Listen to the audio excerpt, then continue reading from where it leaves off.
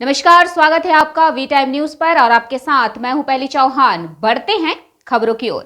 बाली घाटा में एक निजी ईंट भट्टे के बगल में एक सुनसान जंगल में अचानक आग लग गई। तुरंत फायर ब्रिगेड को बुलाया गया और वे बहुत जल्दी घटनास्थल पर पहुंचे और 15 मिनट के भीतर आग पर काबू पा लिया गया। चूंकि आसपास कोई बस्ती नहीं थी, इसलिए किसी तरह के नुकसान की कोई संभावना नहीं थी।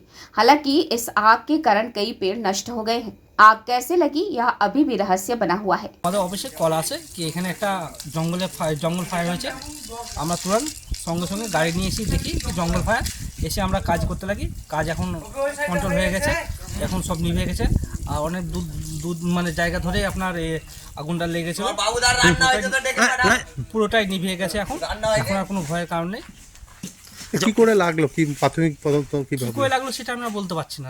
আমাদেরকে ফোন এসেছিলো কি এখানে আগুন হয়েছে জঙ্গল ফায়ার। আমরা সেইভাবে তা তুরন্ত মানে সঙ্গে সঙ্গে গাড়ি বার করে চলে এসেছি কয়েক মিনিটের মধ্যে। কিন্তু দেখা যাচ্ছে অনেকখানি এলাকা ধরে আগুনটা ধরেছিল।